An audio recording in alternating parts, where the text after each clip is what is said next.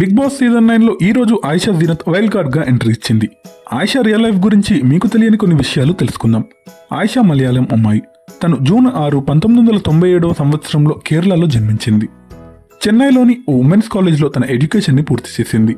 ఆ తరువాత యాక్టింగ్ అంటే ఇంట్రెస్ట్ ఉండడంతో ఈ ఫీల్డ్లోకి ఎంట్రీ ఇచ్చింది.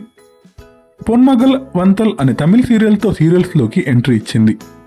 ఆ తర్వాత జీ తమిళ్లోని సత్య సీరియల్లో తన టాంబాయ్ క్యారెక్టర్తో వైడ్ పాపులారిటీని దక్కించుకుంది.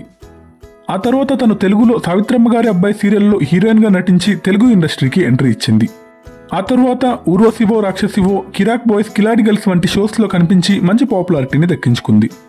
Ayesha Tamil Bigg Boss season 6లో కూడా కంటెస్టెంట్గా ఎంట్రీ ఇచ్చి 63 డేస్ తర్వాత ఎలిమినేట్ అయింది. సీరియల్స్ మాత్రమే కాదు, తను తమిళ్లో వెబ్ సిరీస్, సినిమాల్లో కూడా కనిపించింది.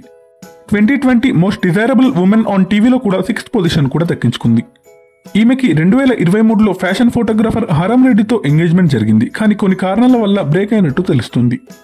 మరి ఇప్పుడు బిగ్ బాస్ తెలుగు సీజన్ 9లో ఆయిషా ఎలా ఉంటుందో చూడాలి. ఆయిషాకి బెస్ట్ ఆఫ్ లక్ తెలియజేద్దాం. Thanks for watching.